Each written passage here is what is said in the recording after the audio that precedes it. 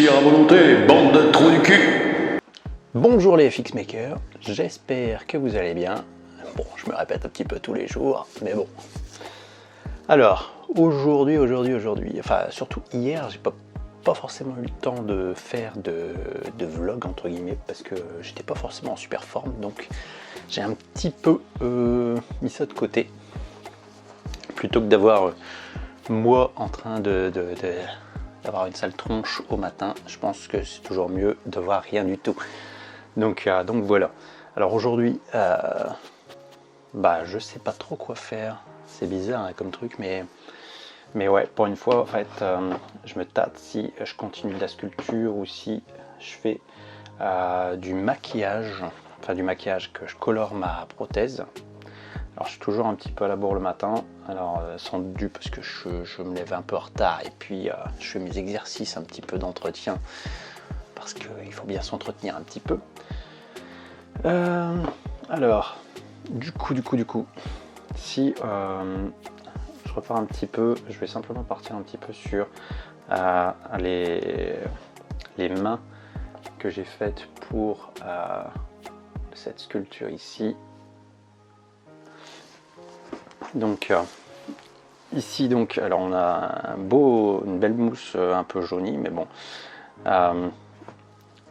Donc au niveau des mains, là actuellement les mains qui sont faites ici en bloc sont toujours plus simples à faire que les mains où on doit faire des doigts, machin, etc. Comme je devrais sans doute faire pour ma statuette ici de Abbey Chase de Danger Girl.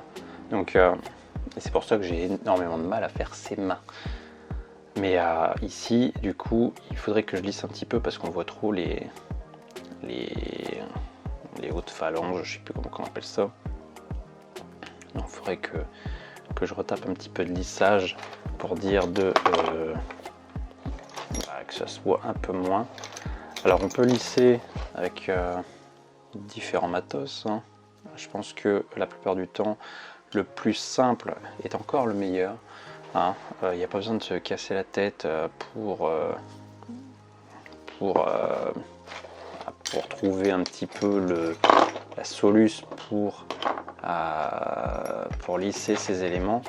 Moi je trouve que soit une baguette de bois comme ça pour simplement venir un petit peu frotter la matière, c'est pas trop mal. Surtout sur de la Chavant, sur de la Monster Clay ici, même si c'est de la médium, c'est un petit peu plus dur parce que la médium en Chavant elle est un peu plus molle. Donc ici de la Monster Clay, je vais prendre plutôt une mirette et donc je vais voir pour un petit peu enlever de la matière du coup plutôt que de la frotter. Donc voilà. Sinon, à chaque début de vidéo, je fais un petit peu une petite phrase ou un truc de genre. Dites-moi dans les commentaires si vous reconnaissez tout simplement. Parce que c'est quand même des phrases que je prends entre guillemets dans des films. Donc dites-moi dans les commentaires si vous reconnaissez un petit peu ces phrases, ces petits clins d'œil à des films entre guillemets qui sont, alors j'avoue qu'ils sont peut-être de ma génération entre guillemets, qui est la génération 80, qui est de la génération 80, parce que comme moi je suis des années 80 en base. J'ai grandi les années 80, adolescence années 90. Donc je suis un petit peu... j'ai grandi avec surtout la télé et pas Internet. Parce qu'Internet est arrivé vraiment après. Donc à période d'adolescence un petit peu plus. Et encore c'était le début où on payait un petit peu... au mégaoctet. Donc c'était encore très différent de maintenant. Donc ça a bien évolué. Mais bon, Donc les doigts et les mains sont beaucoup plus simples à faire ici, quand on les fait en bloc, tout simplement. Parce que du coup on a une accroche un petit peu pour les doigts, pour le machin, etc. Quand on les fait avec les doigts qui sont dans le vide un petit peu, si je peux dire comme ça, les doigts du coup c'est très compliqué à faire parce qu'on n'a pas forcément de soutien, ou bien il faudrait faire une armature à la façon de... comment elle s'appelle à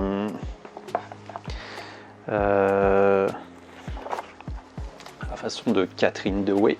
Alors ici j'ai un bouquin que j'avais imprimé parce que j'avais trouvé sur le net. Donc ici c'est un bouquin sur la création de figurines, tout simplement. Et pour les mains, si je dis pas de bêtises, alors est-ce que il y a un chapitre, il y a des chapitres pour chaque membre de... Donc dans son truc à elle fait une sorte d'armature pour les mains, où en fait c'est vrai que c'est pas con parce qu'après elle se retrouve avec une armature, il suffit qu'elle bouge un petit peu cette armature pour se retrouver, mais bon, elle utilise de la super sculpée, il me semble, si je dis pas de bêtises. Ouais, avec de la polymère clé, ouais. Donc c'est encore différent, mais même si je trouve que la super sculpée est très, très molle malgré tout. Donc après, moi j'avoue que j'aime bien travailler sur des pâtes un peu plus dures, parce que comme je suis long à travailler dessus, je préfère qu'elles résistent un petit peu au temps. Donc voilà, c'est un petit peu pour ça, même si personnellement chaque pâte à modeler a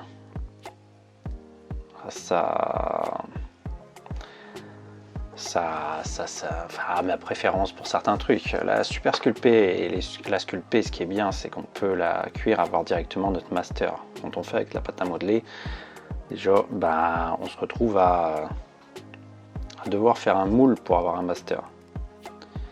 Donc ça déjà, c'est un inconvénient qui n'est pas négligeable, même si en fait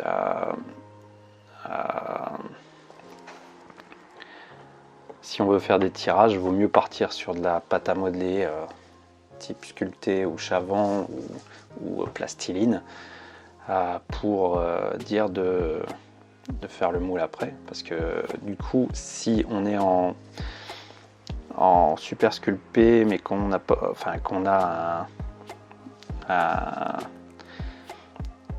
fait des mâts, des machins, etc. La plupart du temps, on va faire tout en bloc et du coup, pour après redécouper après la pâte une fois qu'on l'a chauffée ou quoi que ce soit pour pouvoir faire un moule, c'est beaucoup plus compliqué. Tandis que là, si moi j'ai envie de découper un petit peu, pour me dire, comme là, quand j'ai découpé un petit peu les mains pour la défaire, la désolidariser du corps, parce que je pense mettre des aimants pour pouvoir les fixer ensuite dessus. Il m'a suffi de prendre mon cutter, de le découper. Alors ça serait très différent sur Abbey Chase, parce qu'Abbey Chase est une sculpture où en fait il y a une armature. Maître Bimba n'a pas d'armature à l'intérieur, c'est vraiment un bloc. Tandis qu'Abbey Chase, elle a vraiment, si on regarde un petit peu, est-ce que je peux le voir comme ça? Donc elle est avec l'ombre de la caméra. Mais bon, du coup, toute le bras par exemple, comme on voit qu'il est fin, sur Maître Bimba tout est collé à son corps, donc c'est pas un problème. Mais ici, la moindre petite, il y a une armature complète, un squelette en fil d'aluminium, donc pour dire de consolider tout ça. Donc c'est pas négligeable entre guillemets l'armature quand on travaille sur des modèles comme ça.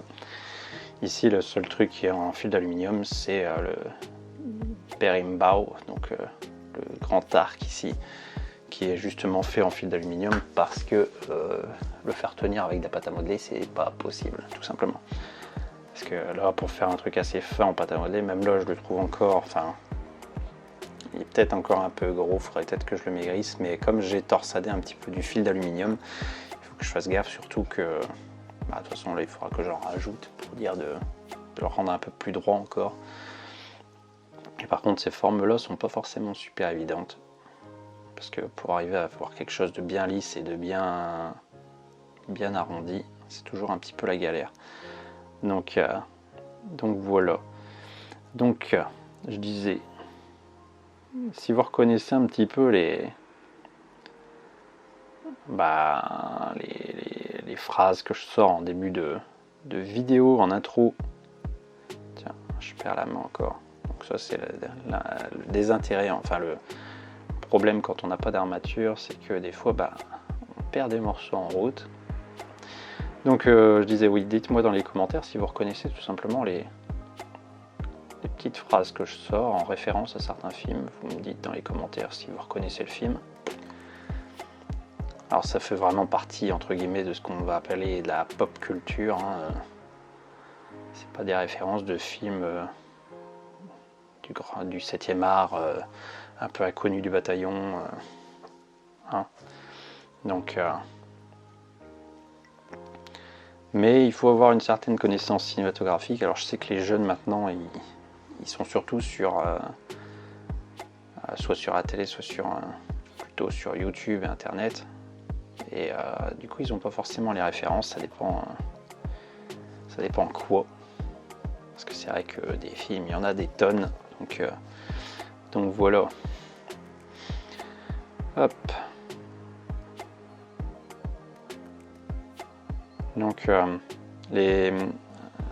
quand on est en sculpture comme ça, là, le plus long après, c'est vraiment le lissage et le détaillage, entre guillemets, si je peux le dire comme ça. Donc, et moi j'y vais un petit peu dans tous les sens, c'est-à-dire que je fais les mains, je fais les montres, je fais la chemise, en fonction de ce que je vois quand je tourne la sculpture. Là c'est pas vraiment une sculpture, c'est surtout des mains, mais ça permet justement de voir un petit peu comment ça se passe, avec moi, parce que chaque sculpteur est différent. D'ailleurs, si vous voulez voir un sculpteur que je trouve intéressant au niveau de du placement des matières, c'est Cyril Rocklen. Il travaille avec des petits bouts de pâte à modeler, et c'est vraiment intéressant. Voilà, pour placer ses volumes, etc. Il va être plein de petits bouts de pâte qui rajoute, pour arriver à son modèle complet. Et après, il fait du lissage. Alors moi j'aime bien, je trouve ça intéressant. J'essaye un petit peu entre deux de faire un peu comme ça aussi, parce que ça permet aussi de placer les volumes musculaires aussi, quand on a des personnages qui visuellement ils ont une certaine carrure musculaire. Alors moi du coup, hop, comme j'ai tout découpé un petit peu à va-vite entre deux, j'ai découpé des morceaux, puis ensuite je me suis dit non, hop, je découpe d'un morceau, et du coup à chaque fois que je fais quelque chose, j'ai un morceau qui se barre. Donc c'est un petit peu, je dis, embêtant. Donc, ce qu'il y a, c'est comme je disais la dernière fois, au niveau des détails, il faut quand même faire attention à ne pas en enlever trop, parce que avec le moulage, on va en perdre un petit peu. Avec le moulage, et puis avec le tirage, quoi. Moulage, puis le tirage, on va perdre de la définition. On va perdre c'est comme si un petit peu on perdait de qualité à force d'enregistrer. Et donc voilà, c'est un petit peu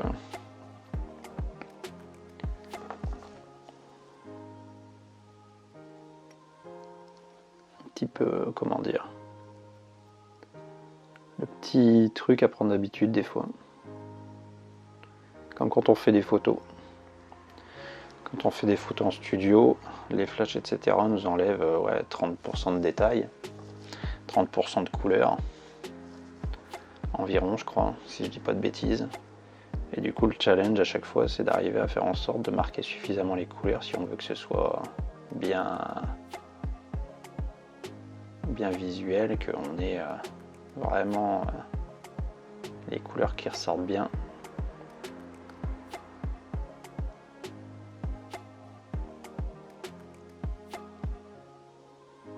Bon. Donc je sais que j'en ai encore pour un moment pour cette sculpture. Donc j'avance tranquillement. Ouais, j'ai retrouvé un petit peu, vous savez, je vous parlais la dernière fois de Tigrou, enfin Tigro, des Cosmocats, donc cette figurine ici. Donc cette figurine, donc j'ai retrouvé un petit peu la base, parce que du coup, je l'ai fait en Monster Clay, je l'ai même fait monter sur armature celle-là. Donc on voit les armatures qui dépassent, avec les fils qui sont torsadés sur l'armature de base. Et j'ai retrouvé un petit peu la base. Alors, j'essaye de partir sur un Tigrou dans ce genre-là. Un Tigrou dans ce genre-là, que j'ai retrouvé, donc un dessin de Freddy E. Williams. Et à partir de la pose qui est ici sur la fiche, que je trouvais vraiment intéressante.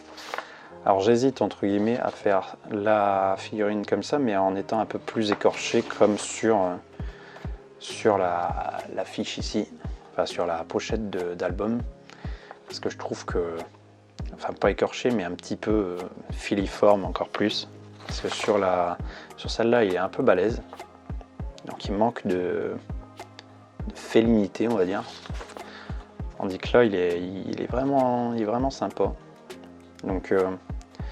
Donc voilà, je regardais en fait c'est vraiment pour essayer de partir sur ce niveau-là, mais il faut que je refasse un petit peu le visage, et en plus le nez s'est raplati en cours de route, je crois.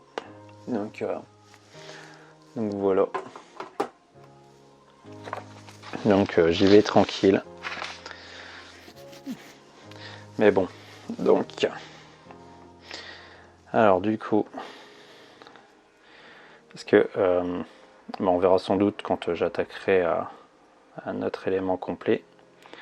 Là je suis en train de voir pour peut-être préparer du coup pour des vidéos cosplay.